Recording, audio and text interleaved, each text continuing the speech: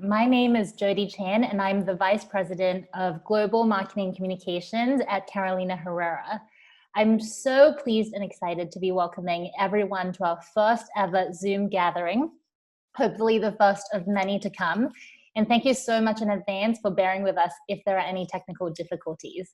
Before we get started, I just wanted to point out that we've already received some questions from brides near and far for the panelists that we have today. But you can also submit questions for the panel and we can answer potentially later this hour. So please feel free to submit using the Q&A button below. I'm now very excited to introduce to you our fabulous moderator, Micaela Erlanger, who is one of the world's leading celebrity stylists and bride-to-be herself. With a Hollywood roster including Meryl Streep, Lupita Nyong'o, and Diane Kruger, to name a few, Micaela is a dear friend of the house and has worked on custom projects with us, including for Lupita and a fabulous Emmy look for Michelle Dockery. Micaela has also been named one of the industry's most powerful stylists by The Hollywood Reporter since 2013. Last year, Micaela announced her expansion into the bridal industry with a bridal styling service where she has been working with brides-to-be alongside her Hollywood roster. Hi, Micaela. Hi, thank you so much for having me. Welcome. So, Micaela, before we introduce the rest of our amazing panel, can you just tell us a little bit more about your business and what you're personally dealing with right now, since I know you were originally planning to have your wedding end of October? Absolutely. So I can completely sympathize with all the brides-to-be right now who are dealing with the inevitable changes that we are facing. And I'm navigating it myself too. But as a bride-to-be and also as a stylist and an expert in the space, I am looking to sort of provide any guidance and advice that I can for my clients and for brides who are, navigating this time as well. So it's a pleasure to be here, and I'm so excited about the incredible panel that we have. And I think it's going to be a great conversation. Thanks, Micaela. Thank you. So with that, I think we should take it away, and I'd love to introduce my fellow panelists. Let's kick this off with Alexandra Macon, who is the co-founder of Over the Moon, a popular site that focuses on wedding content around the world. Hi, Alex. Nice to see you. Absolutely. Next, we have Christian Oth, who is an editorial and celebrity photographer. Christian has photographed for brides all over the world and wedding publications and fashion publications. He's actually going to be doing my wedding in the fall. So hi, Christian. Hello, everybody. Hi, Micaela. Thank you for having me on the panel. Absolutely. Next up, we have Taylor Patterson, who is the owner of Fox Fodder Farm. She was named one of the top wedding florists by Harper's Bazaar, with regular features in Vogue, Martha Stewart, and Fox Fodder Farm is actually recognized for its aesthetic, which is effortlessly elegant. Hi. So thank you. Thank you. Happy to be here. Yeah, so great. Next up, we have Camille Rustler, who is the owner and CEO of Ever After, which is a luxury bridal boutique based in Miami that has been in the business of dressing brides across the globe for 18 years. Hi, everyone. And last but not least, we have Vorce, who is a world-renowned celebrity event planner and has been named one of the top planners by Vogue, Biz Bash, Harper's Bazaar, and Martha Stewart. So it's a pleasure to have you, Lisa. Thank you, Micaela. Excited to be Absolutely. Yes. So we have top, experts in the field here to sort of discuss a lot of interesting topics surrounding weddings and bridal and what's happening now. So I think we'll dive in. I think the first thing that I'd like to just bring up is, this pandemic is not just affecting brides, it's affecting the whole industry, and it's affecting, each of your businesses respectively, as well as my own wedding plans. So I think we can all relate to what is going on, and I'd love to hear a little bit from each of you about the impact that this has had. Lisa, perhaps you could kick this off. Sure. So funny, not funny.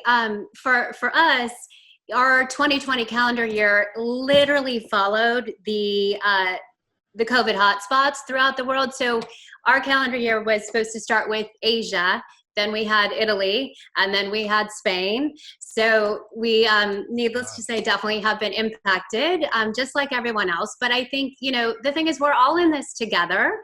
We're all going to get through it together. So that's the thing that we need to keep in mind. And for us, with our clients, in particular, we're just focusing on moving them from 2020 to 2021, figuring out the kind of best path we can put them on, get the stars to align for them in 2021, and help them understand they will have a beautiful celebration at some point in time, and everything's going to be okay.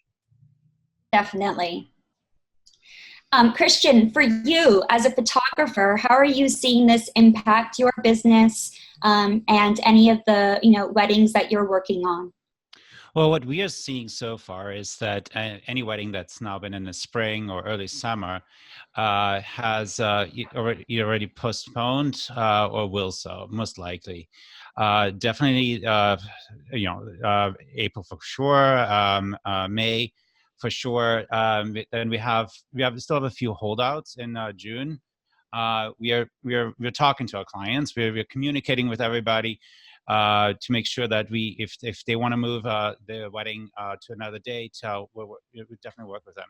The recommendation we have is, like, if you want to do another wedding in the fall, to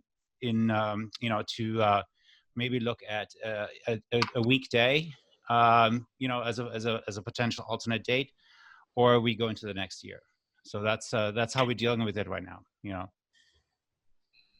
Absolutely. And Taylor, for you with flowers and design, what kind of impacts are you seeing? Well, the same, all of our events have been postponed and a few have been canceled. But, the beauty thing about flowers is no matter what time of year you get married, there's always flowers, and they're always going to be beautiful. But, that aside, I can relate to a lot of people who had to postpone or cancel, because I myself had to cancel my wedding that I was planning. My husband and I, we eloped in New Year's, and then we had planned a party and to get legally married on the 28th of March, which obviously didn't happen. So I relate to that, and I think, like Lisa was saying, in all of it, it's all going to be okay. It's all going to be okay. And yeah, we're all going to get through it. Absolutely. Camille, I'm interested to hear about this, as you deal with all things wedding dresses. So I'm curious, about how this has impacted your business in terms of servicing brides, ordering dresses, delivery for dresses, and anything else you want to share. It has been, thinking of things kind of in two different mindsets, right? When it comes to the dress. So in my business, we're thinking of our family, our team, and how to keep everybody in place. Everyone from the boutique end, all our stylists and our team, and then our sewers that are all doing the fittings and the alterations for brides. So we've got two ends here. And then we have the brides that had their weddings that have had to reschedule, and to echo what Lisa and Taylor and Christian have said, a lot of these spring, summer weddings are being moved into fall of 2020 or into, early months of 2021. So these girls' dresses were being delivered now, and we're moving their fitting dates into a time that we had, other brides. And they're our extended family. So we're here to support them and find them everything they need and reassure them, and do a lot of hand holding and a lot of conversations with our girls and saying it's going to be okay. And everyone has a story, and those stories matter. And each human component of this is so real and eternal. And, we just keep saying love does not get canceled. Love cannot be canceled. And it's been postponed, but you are going to have your day with your dress. So that's a lot that our team has been working with their families on. And then you have the other hand where you have these brides that they were in the middle of their shopping experience, right? April market was upon us. The new collections were going to be shown and debuted. And you had May trunk show season and June trunk show season coming up for all those girls that were going to purchase their dresses for their upcoming weddings. So we've gotten a lot of calls from those clients saying, you know, what can we do and what should we be doing? And we've been saying, you know, let's talk, let's chat, let's have a Zoom call, let's keep the joy of your day. It's important. And we've been working with them as well and saying to them, you know, bridal's timeless and bridal's forever. So you don't have to be concerned that maybe the newest dress is not going to be there, because bridal in essence should be classic, timeless, and elegant. So absolutely. That's really wonderful advice. And I couldn't agree with you more, especially as a stylist who's working with these brides, you know, and helping them choose and navigate this time and, you know, the new timelines. You know, I really nailed it. So well said. Alex, I'm curious to hear from you. You know, Over the Moon has been sharing such incredible advice with brides to be. You know, how has this changed or impacted, you know, your business or any of the, you know, content that you're sharing or advising? Yeah. First of all, I just want to say, you know, my heart really goes out to everyone that has had to postpone or cancel their wedding. You know, I know how much time and effort, energy, and money goes into planning something like this, and it isn't easy. And I think, you know, all the emotions that you're feeling are totally warranted. And if you need to have a good cry, and then, you know, try to come up with a plan after that. So I think it's really important to kind of validate all of those emotions. And I feel like I'm experiencing it, you know, just in responding to the DMs that I'm getting from brides and kind of trying to do my best to listen to, you know, what their concerns are and help advise them as much as possible. For us at OTM, you know, we've really pivoted the content in a big way to try and shift it so that on the editorial site, you know, we're helping couples navigate the problems that they're facing and really kind of assisting them in coming up with whatever that plan forward is.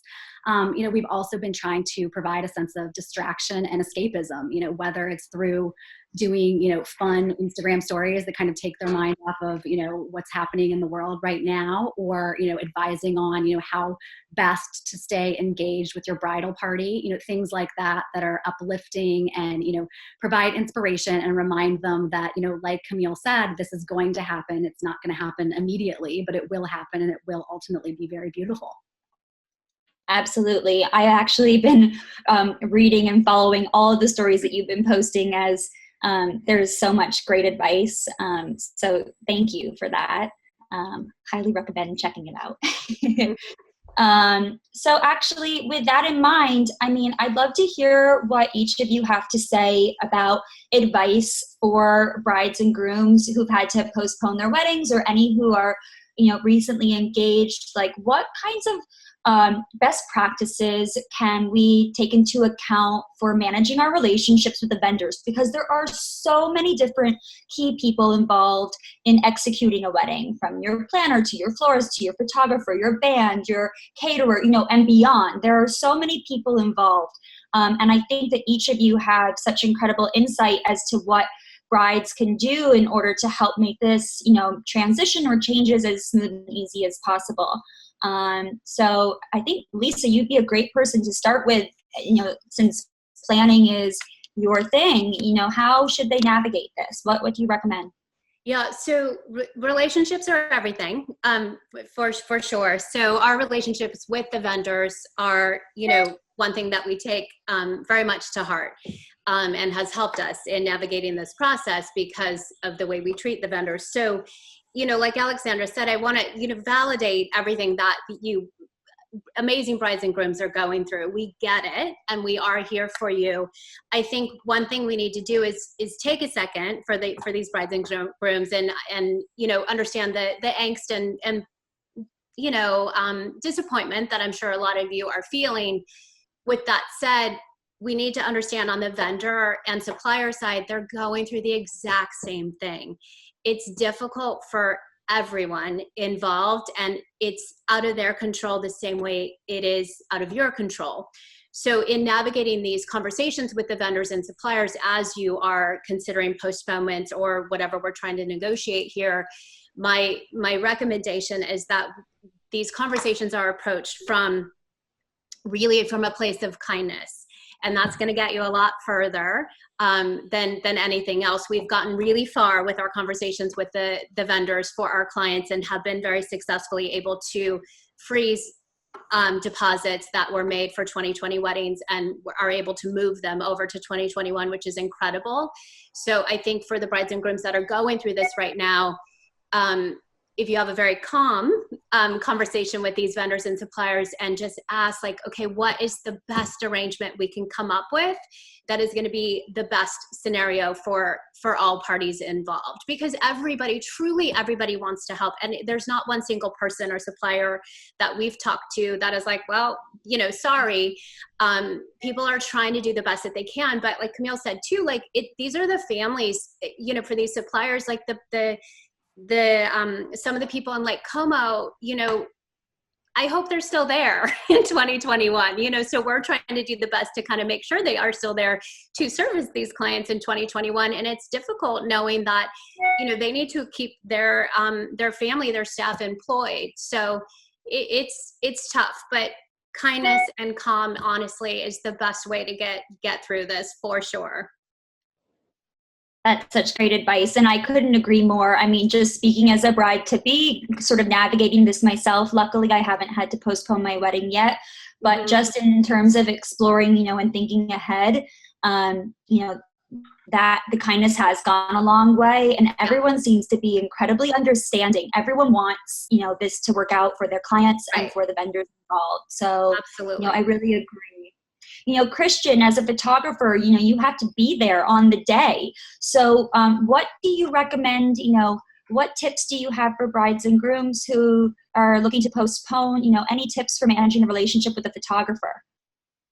Yeah, so the way it impacts us, of course, is that we can only be there if the wedding takes place. And but the one thing that even like without this situation that I always wanted to see more of and more improvement of is better communication. And it's very important for me as a photographer to have a rapport with my client. And because when I'm there on a wedding day, if I need to know them a little bit better, they need to know me a little bit better, and understand, and we have this great rapport. Now, I always always go after that. I always make sure that I have meetings with the client and everything. But a lot of times people are busy, so now we can't do these meetings or whatnot. Let's do another Zoom meeting with clients, and let's just not forget each other. Because another factor that's happening is that, for example, I would have been booked for a wedding in June, but I was booked for it last year in September. Now that wedding is not going to take place in now June of 2021. So I met the client, what is it now, a year and a half or 2 years before I see them again. So I recommend that you just stay in touch with your vendors and with your photographers and everything, and talk about the creative things. And let's not forget each other. We're not doing much right now, at home. So. Absolutely. Camille, what about you in terms of, staying in touch with the brides who are ordering dresses or the brides who would have been ordering dresses? Any suggestions on what to do? Yeah, and to speak to, Lisa and Christian's point, this is, waters that are not been navigated. We do not have, a script or a plan that has told us this is what should be done. So some of this, we're working through with all of the brides and their families and their grooms families on what is the best thing for their individual story. What works for them and their situation. So, with the brides that have had to reschedule, there's a sense of loss. And I think it's okay to mourn that loss. That's a real thing. You are having a sense of loss here, and you have to recognize that. And it may take a minute before you have conversations to really come together as a unit, your core unit, about what works best for you before you pick up the phone or you have a conversation with emotion. Because like Lisa said, you want to come from a place of kindness. And sometimes when you're in a sense of loss, it might be hard to come from that position. So after you step back and take it in and say, okay, I'm going to pause and think about this and then move forward. I think that that's helpful for those brides that, you know, are thinking about their dress and they are having to reschedule their wedding and they're thinking, well, I really just want to get married and I just want to have a civil ceremony and I just want to get married in my backyard because I love my fiance and I want to have a wedding. Do it, you know, have a civil ceremony and wear a beautiful little white dress and have your little intimate wedding and have that memory, and then reschedule your event for, you know, later in 2020 or 2021 and have the dream wedding and the fantasy that you planned, right? And then those brides that are like, I just got engaged, I'm supposed to be looking for my dress, and no one wants to talk about my dress, you know, because we're in this moment and they feel bad or they feel like I shouldn't feel that way. It's okay. There's a loss there too from your joy because you had all this joy and anticipation and it's a little bit postponed as well. So that's okay. And then take a moment and go back and start looking at dresses again and engage your family in finding the time to get excited about your wedding. So just Thank you. Little things. Yeah, definitely. And Taylor, I mean, for you, I know floral actually, like receiving flowers tends to happen closer to the date, but are there any suggestions in terms of what brides can be doing as they navigate postponements with floral design or choosing their color palettes? I know that goes hand in hand with, you know, working with planning team and so forth, but what are your thoughts? You know, I think with flowers, like I was saying earlier, that they're beautiful and they're going to be beautiful at any time of year. So if you were getting married in the spring and you're planning to postpone for the fall, you can take the color palette that you had planned and use it in the fall. There's so many amazing things. And, you know, if you had your heart set on poppies, in the fall we have dahlias, and there's just, that's the beautiful thing about like nature and obviously flowers is it's never going to stop giving. And I think right now, if you're having to postpone, maybe you're postponing to another season. If you're postponing for a whole year, all of that product will still be available and you can live like your flower dream in a year. But if you're postponing to another season, I think it's a really good opportunity to kind of get familiar with that season.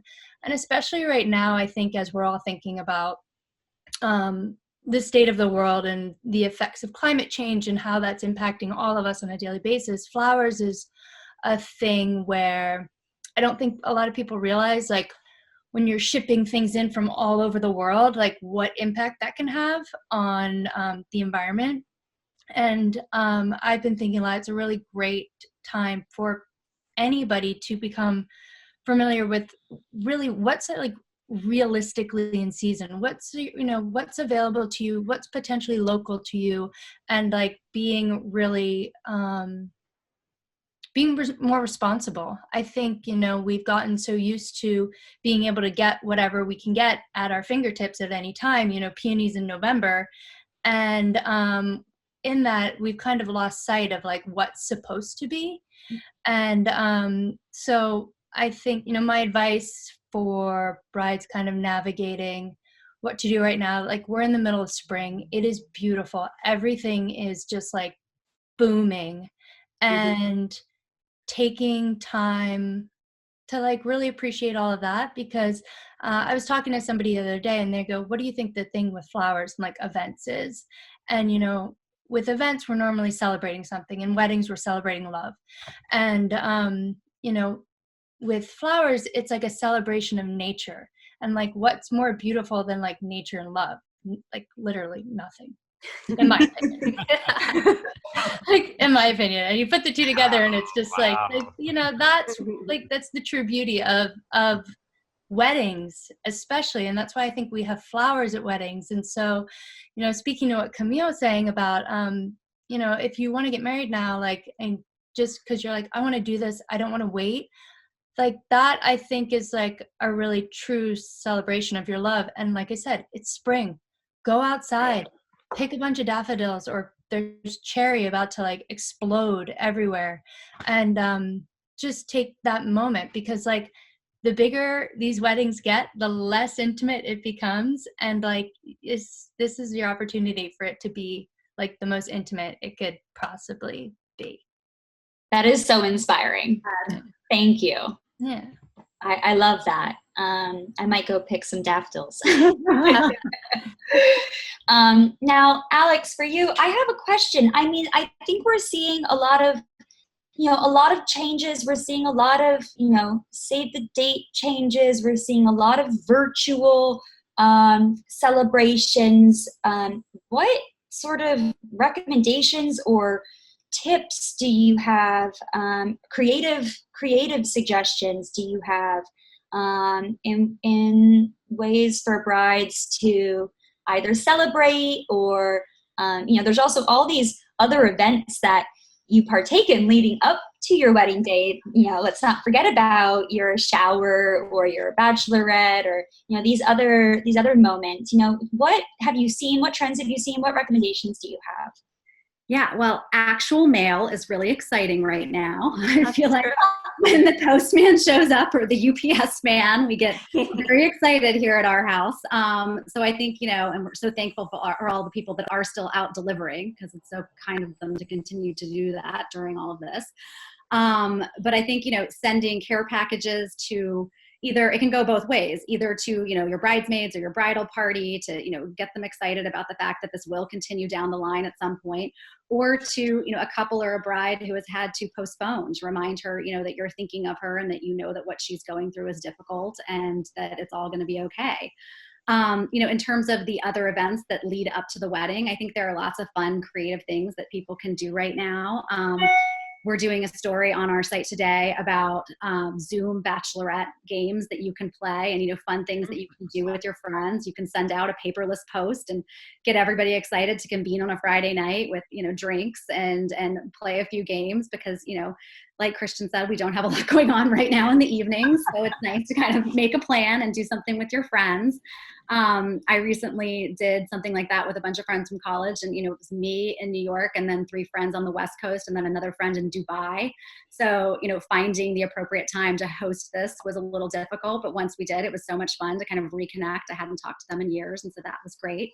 So I think setting something up like that can be, you know, a lot of fun. Also, you know, another thing that we're talking about in the article that we're putting up today is like Netflix now has watch parties. So you can pick a movie, everybody can watch it, and you all can kind of like, you know, comment along as you're watching the movie and, you know, do fun things like that. So I think there are definitely things to be done right now, you know, while we're all isolating, that are creative and, you know, remind everybody that this is going to happen at some point and it's going to be great.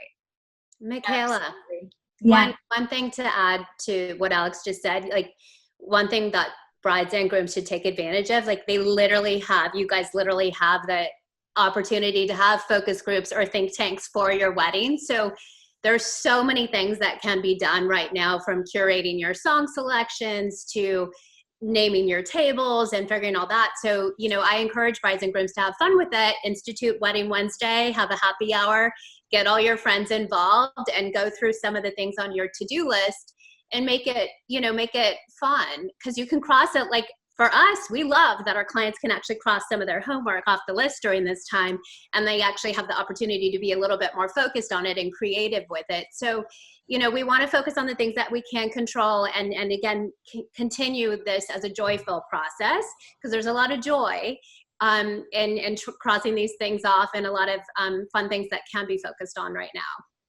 That's such great advice, and that's actually something that I have been doing as well. So I've been practicing my first dance. Let me tell you, it's that's great. Really good. Wonderful. So yes, to all the brides, definitely take that advice to heart. There is so much that you can do, and I couldn't agree more. So thank you.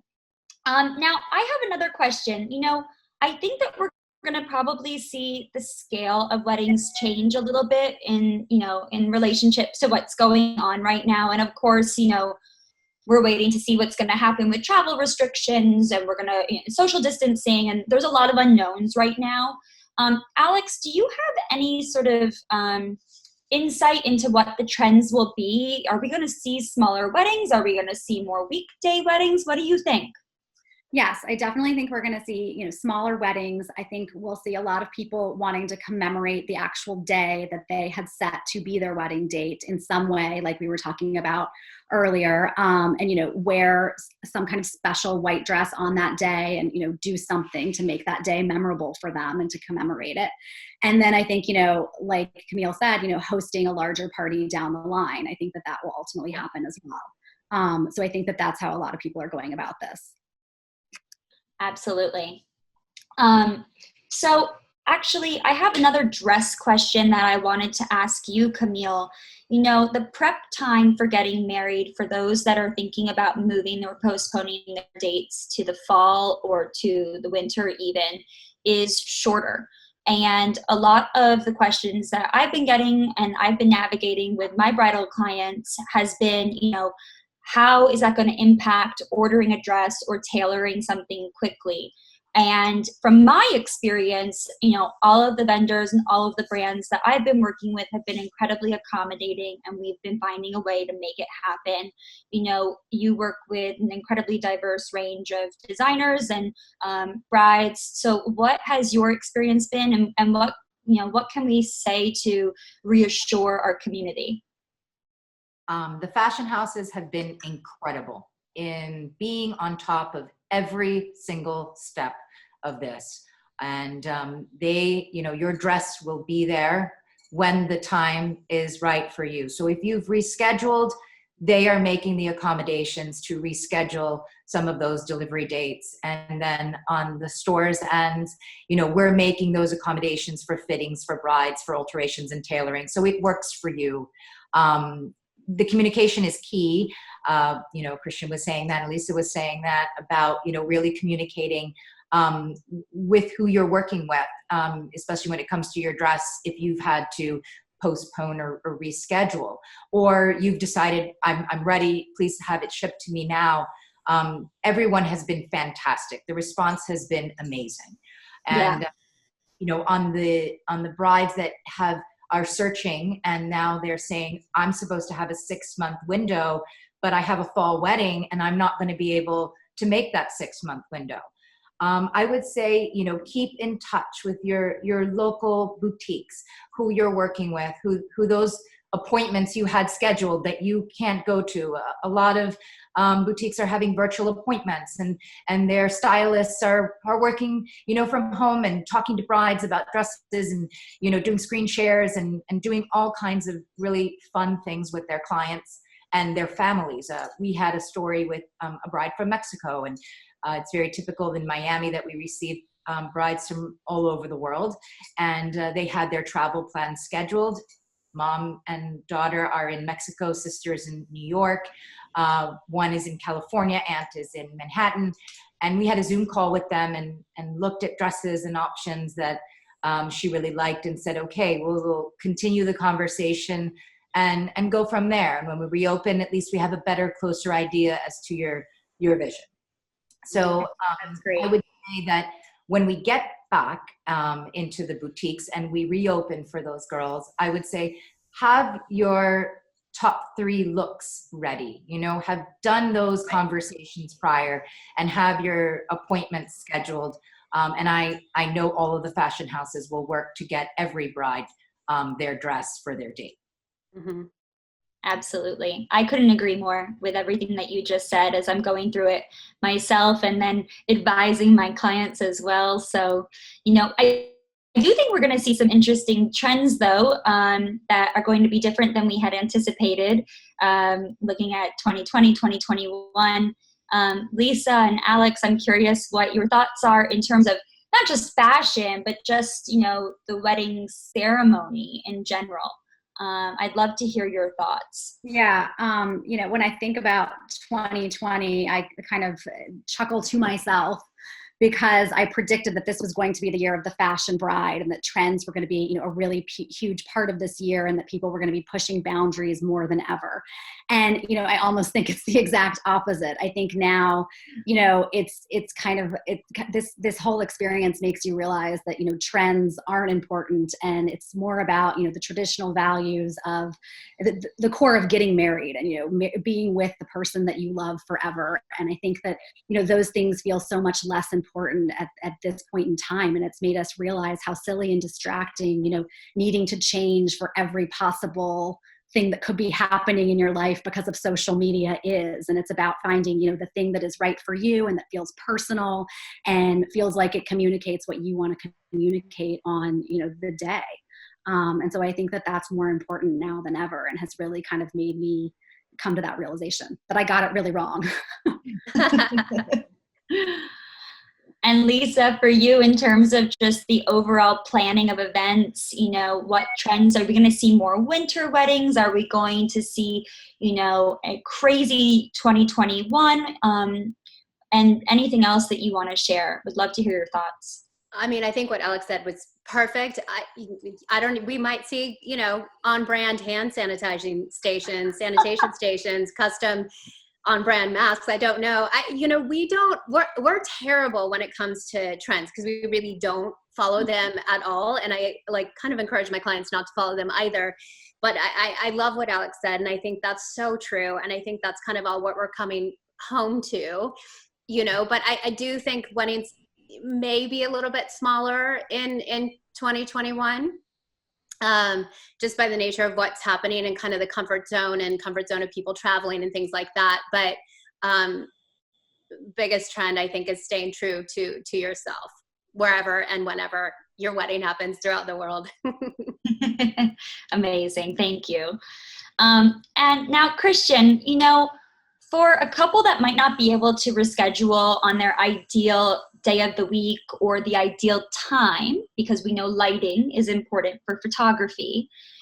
For example, what if they had an evening weekend and now it's, a Thursday afternoon? Do you have any suggestions on, what they should be looking for in terms of, the changes that they're making or the timelines that they're putting in place? I honestly, actually, that doesn't make much of a difference. I don't think there's going to be a different time of day, because, I don't do more than one wedding a day ever. So we'll always have, I would think we always have the evening for the wedding. And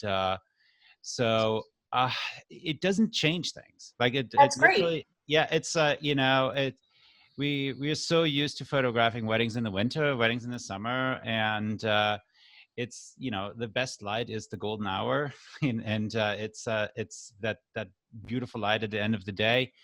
I have more general advice, to schedule the key moments and the portrait shoots and everything more towards the end of the day, for the better light, and not at noon. So it doesn't, from a photography standpoint, it doesn't change anything at all. Yeah. That's amazing. And that's, I'm sure, incredibly reassuring for all the brides that are listening, because everyone wants to reflect back on those photographs and treasure them and make sure that, they haven't been impacted by some of these other changes. So that's amazing to hear. But also what Lisa just said, I think she's that weddings are going to be probably smaller. Yeah. I kind of almost look forward to that, because Absolutely. Yeah, because you can then just more focus on the love and the most important people that surround you. And what I think what we're gonna see is smaller weddings and then larger celebrations later. Exactly. Yeah. Definitely. Yeah. And Taylor, I'm curious, do you think, as we're focusing on the key moments, Christian, that's well said.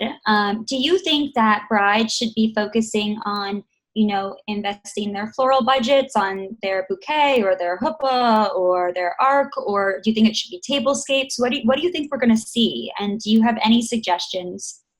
I think it's whatever is important to you. have brides who, you know, all they care about is like the huppah design. And then I have brides who don't care at all. So I really definitely think that it'll be the same in that like you invest into the areas that are the most important to you. I do agree that we're going to start seeing a scaling back. I mean, with clients of ours, we've been really fortunate in that, you know, everybody has been very supportive and just saying like, we want to work with you. And like, whenever that time is, like, we still want to work with you, but we may have to scale back. And obviously that is totally understandable. Like whatever. And we've told everybody that like, whatever you want, we're just grateful that you still want to work with us and that you're not running for the hills. And and so whatever it is, you know, I think now is a time that like Lisa was saying earlier is like we all have to work together and support each other. And you know, so for anybody that's asking what they feel that they should invest in when it comes to flowers, it's just whatever, you know, invest in whatever matters to you. And if that is the bouquet, then invest in that. And if you don't care about the bouquet, don't have one. It's not a big deal. Like all of these things, I think the traditions of it and like the supposed tos of like, oh, well, I need this and I need this and I need this cool escort card setup table and I need this sort of design and I need to have like a floral backdrop. Like, honestly, I think, you know, speaking to what Alexandra was saying and Lisa, you know, with events getting smaller, is that none of that stuff is going to matter. The things that are going to matter are going to be the things that are important to you, which is really quite beautiful. So absolutely. Yeah. I think the common theme here that we're hearing is that, yeah, you know, everyone wants this to be an incredibly special, joyous celebration for those involved. And everybody is working together to make sure that that happens for the couple. And I think that's a beautiful thing. And I think that just solidifies the message that love conquers all. And that this is going to be a beautiful celebration no matter what. And, you know, everyone here has just reconfirmed that. So thank you. With that being said, I'd love to open up our panel to the questions that we've received from our audience. I have a number of questions that were submitted prior to our panel, and for anyone that's listening that has questions, please feel free to still send them. I'm getting updates as we go.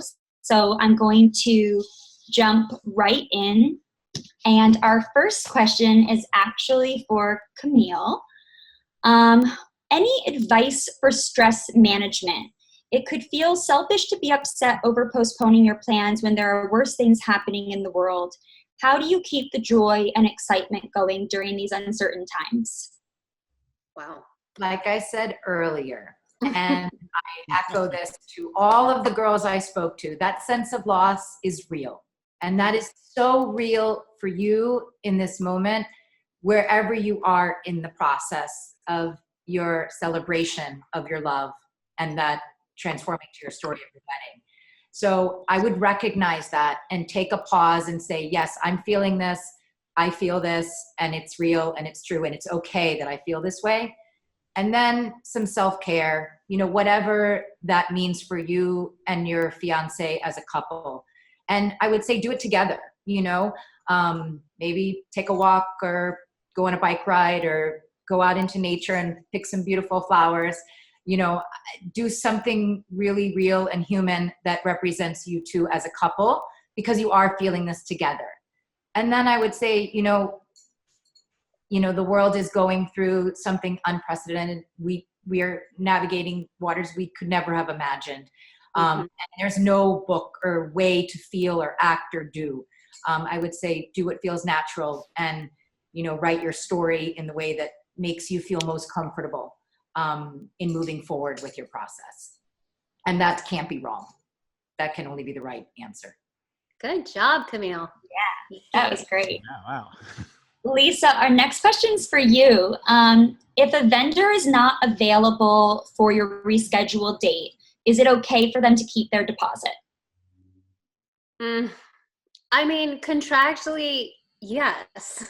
So this is the challenge that we're all going through. And this is where, with us, moving people from 2020 to 2021, that's why I'm saying, like, getting all the stars to align. If you think about all the people involved, the venue, the photographer, the floral designer, all these people that have already been contracted, getting the new date and getting them all in alignment is really difficult. So, I mean, again, like Camille said, it's uncharted territory. There's no script to follow here. So it has to be done on a case-by-case basis. And this is where that kindness is going to come into play again, is, working with that vendor saying, okay, we've tried it all and we just can't get this to align with your schedule. Is there anything we can do? And it is difficult because contractually, most likely, I'm not looking at these contracts, but contractually, most likely that deposit or retainer is non-refundable, pandemic or no pandemic. So it's a difficult situation, but it's really just going to come down to, the conversation of what can they do. And like, unfortunately, I've had to say this to some of my clients as well. Some of these vendors just don't have the money to give back. That it's like as simple as that. So there, it has to be done on a case by case basis. There's really no right answer, or there is no answer. Yeah. Thank you. Christian, the next question's for you. What are some tips and tricks to help a camera shy person not come out awkward in their wedding photos? Oh my God. Well, I actually sort of spoke about this earlier. It's like that's the rapport that you create between the subject and the photographer. I'll talk about that at length because we do like engagement shoots to test that's sort of a bit of a dry run, before the wedding, to familiarize ourselves, and and it's also great to to work with a photographer and just have a little bit more communication than you would normally have with somebody. But it's also the job of the photographer to put somebody at ease. So an experienced photographer will have that skill, to have that confidence, because I know it when I get photographed. Sometimes I get photographed too, and if I have somebody in front of me where I feel that they don't know what they're doing, I'm like, I feel inside of me that this photo is not going to come out, and I'm going to be awkward. I'm not going to have the right amount of energy and everything. So it's about working with somebody that gets it, that can work with you, and has the right amount of energy. Great, thank you. You're welcome. Alex, for you, next question. With everyone shopping or ordering essentials online as our new normal, what do you think brides should be taking advantage of or purchasing digitally during social distancing times? I think, definitely ready to wear. If there's something that you like and that really speaks to you, you should probably purchase it now, because basically every site under the sun, if they're still operating, is operating with some kind of discount or sale happening at the moment. So it's a good time, if you are able to make that purchase now, and you can take advantage of those sales and discounts. And I also think, now is a good time, like Lisa was saying, to cross things off of your to-do list that, where you can, again, take advantage of those sales. Like if you need to get bridesmaids gifts for your bridesmaids, and that they can be somewhat evergreen and you can, use them at any point within the next year, then go ahead and make that purchase in bulk now, when again, you can take advantage of the sales. Absolutely. I think that's such great advice. And it's something that I've been doing myself right now. So Taylor, this question's for you. My wedding is in September, and I was wondering from Fox Fodder, who actually just opened a store next to my apartment in Brooklyn, I believe, what are the best types of flowers for the season in September? And just a comment, I feel for the wedding industry right now. Personally, it's been so sad having to postpone engagement parties, bachelorette parties. Any words of encouragement are appreciated, so thank you. Oh, so sweet. So sweet. Yeah, no, we did just open a store in Williamsburg. So thank you. No, for September, some people argue that actually September and October is the best time for flowers. there's kind of two camps. There's like the March, April, May, and then there's the September, October. So in September, you have everything. You have dahlias, you have garden roses, you have Japanese anemones, you have beautiful hydrangea, you have, I'm like, now that we're not there, you have a lot of actually like wildflowers. So I think a lot of flowers that people associate with like late spring or summertime are most abundant in September and the fall. So like a lot of wildflowers, like really beautiful cosmos, all those like really wispy, unruly things you see a lot of those in September. And, in terms of color palettes, to what I was saying earlier, like the rainbow, like world's your oyster, you can do anything. So yeah, I think, it's just kind of taking a little bit of time and researching what's out there and seeing what you like. I think, flowers can be a really personal thing, and everybody has a personal taste. And there are a lot of trends right now in terms of floral design that have kind of hit the media. And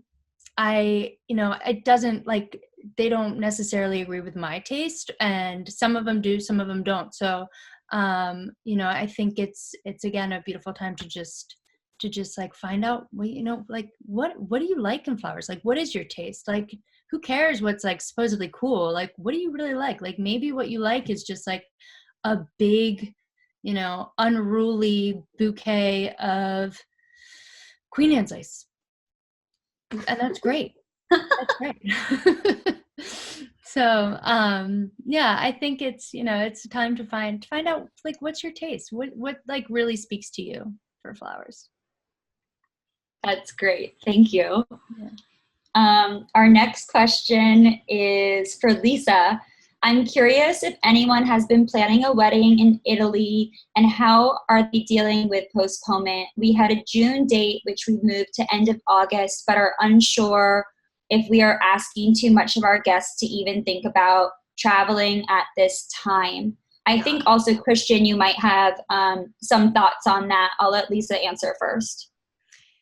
This is like the $1 million question, because August is such a difficult, like it's right on the cusp of will it be okay or not okay. So again, there's no right answer here, or no one answer. So on the one hand, if you cancel now or postpone, you are in a position, one, where your guests can potentially recoup their travel costs, which I'm sure they would be grateful for. Two, you may be in a better position to negotiate with the suppliers, because the more time they have, the better position they're going to be in to either resell the date or decide whether or not they can freeze your deposit and move it to 2021. So there's that. On the other hand, August may be the most amazing time. It could be like the Italy of 30 years ago, where you have less tourism. It could be like the all-time perfect time to go to Italy. I can tell you, for our clients getting married in Italy, we have a client that was scheduled to get married in July in Lake Como. And for her, the decision that she made, she wanted to know. She didn't want to wait. And she also wanted to give her guests an answer. And so for a lot of our clients, we're seeing they just want the answer now. I get it. It's so difficult to kind of like, well, let's wait and see what happens. So for her in particular, we made the decision with her to postpone to 2021, and she felt great about that because it was a final decision. And with that particular client, we were able to freeze all those deposits, move them to 2021. The guests are able to get their travel costs back and move them to 2021. So that was the best scenario. So, it's too soon to tell for August, but if you're asking for like the safest way to go, I would say postponement is the safest way to go. But I could be totally wrong. Christian, any help there? Oh my God. I think it's a little too early to call right now. Yeah. We're so in the middle of it, and nobody knows what's going to happen where are we going to be in 30 days. Right. But I wouldn't make a big change just yet. It's because I think what's going on right now. I think we need to get over a certain hump here, and then sort of Right. like then we can, and then also we have to see what the government regulations are going to be. Nobody can predict what's going to happen. Is international travel even possible in 2 months or something? Or Exactly. we don't even know that. So, but if I guess if the numbers go down or whatever, that there would be some international travel. I would say if you can scale it back, for now, and I don't think there's going to be like any chance of a big wedding happening in Lake Como right now. Right. Yeah.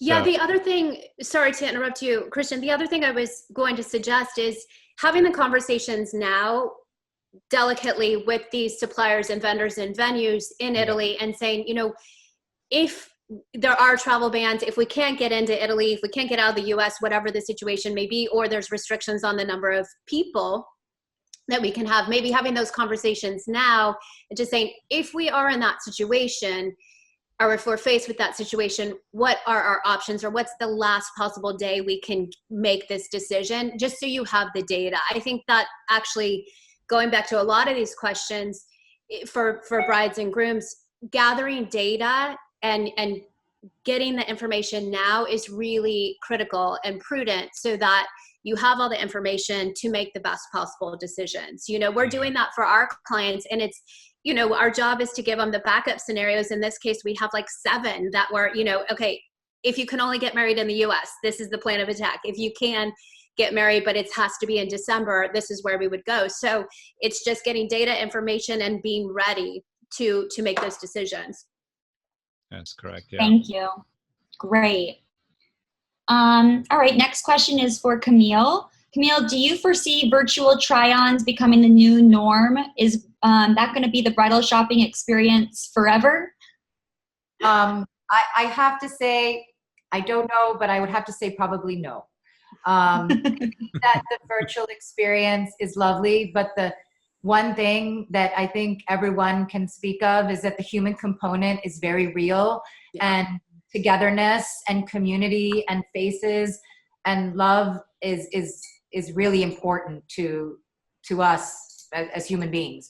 So I think we've learned that the virtual experience is something that can assist us as a tool to communicate and to gather a lot of information, but I think the human component is very, very important. And I think the experience in the showrooms is something that we will continue to celebrate, enjoy, and it will still be a gathering of brides to come together with their friends and family to celebrate the selection of their dress. I think you're going to be very busy when this is all over. So the next question is actually, it's a combo question. Christian, it's for you and for me. The question is, I had to postpone my New York June wedding to New Year's Eve. I'd like to know any tips for winter weddings since my vision was summer. Can I still do pictures outside? Any styling tips, ideas to make New Year's Eve wedding amazing, but not too New Year's Eve focused? So from my perspective, there absolutely is a way to make your dress still work. I think accessories really come into play, and thinking outside of the box really comes into play.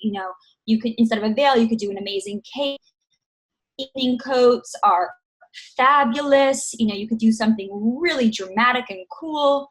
Or you could even wear like opera length gloves like Zoe Kravitz did at the Golden Globes this year and totally make it a fashion moment. I think there are other ways to transform your look. You consider changing your color palette with floral. There's easy things to do. And those are just some of the ideas that come to my mind. In terms of photographing outside, I feel like Christian's a wizard, but I'll let him answer. Oh, yeah. So outside, I mean, obviously New Year's Eve, where's this wedding? In New York, right? Wasn't it?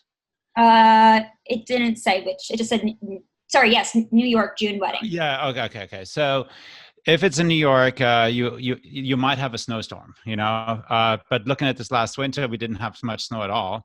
So as long as there's no snow on the ground, I can always shoot on the street and make it look like it's not any particular season at all. I've actually shot a wedding on New Year's Eve in front of the New York Public Library on that day, and it was a cold day, but the bride, she took off her coat for a few shots and had bare shoulders and everything, and it looks like it's summer. So it's completely possible, as long as you're not asking me to shoot in Central Park, where the trees are barren and whatnot, So for outdoor shooting, you just have to do it early in the day, because the sunset is at 4:30 or something, or whatever time it is. So schedule accordingly, because that's one thing I see with winter weddings is that like you might want to do a first look, so you see each other walking down the aisle. So you can schedule like any kind of couple shoot beforehand, specifically for winter weddings. I would recommend that, it's like this, you can shoot in the daylight.